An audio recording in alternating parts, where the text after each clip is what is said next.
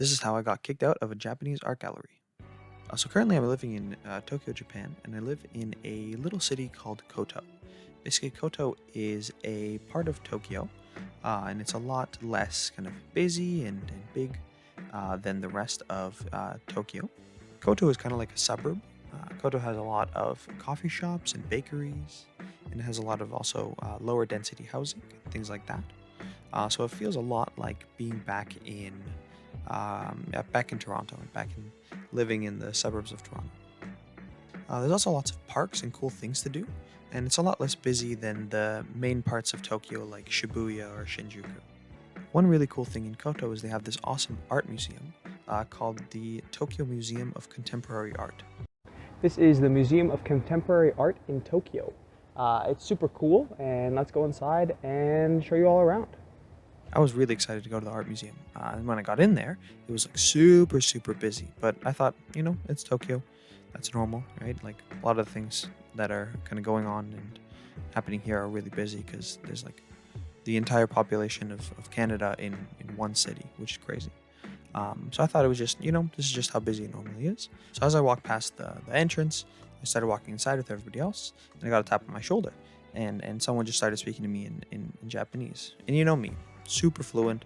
I got hella Japanese bars. So I start talking back. I say like Ohio, Naruto, all those things. And basically they eventually explained to me that there's like a really cool kind of special exhibit on today, which is the Tokyo Art Book Conference, and you needed tickets to it. And then I was asking them basically, is there a way for me to get tickets? But they said it's completely sold out. So they had to kind of tell me to leave the, the art gallery, which was a little sad because I really wanted to go to the art gallery, but such is life. So after I got kicked out, basically I went and chilled around the area right around the art museum. And one thing that I found that was super cool was there was this guy that had his van there for his brand called Voyage Kids. Basically, what he was doing was he had his van and he was selling these cool art books, which basically had like pictures or drawings inside. And I'll show you some on the screen right now. And they were basically an art collective that basically him and everyone else in the art collective did these different photographs or did these different drawings and art and things like that. And it was super cool. So I talked to the guy for a while. Basically, he was telling me that he started the company about like 7 years ago or something like that. And they started in Osaka, which is a city in Japan. It's a little bit further away from Tokyo, maybe like a few hours by Shinkansen. His name is Taichi, and his tag when he does like graffiti and stuff like that is Stan. So it was really cool. So he showed me a bunch of pictures that photographs he made, and as well as like a bunch of other cool stuff.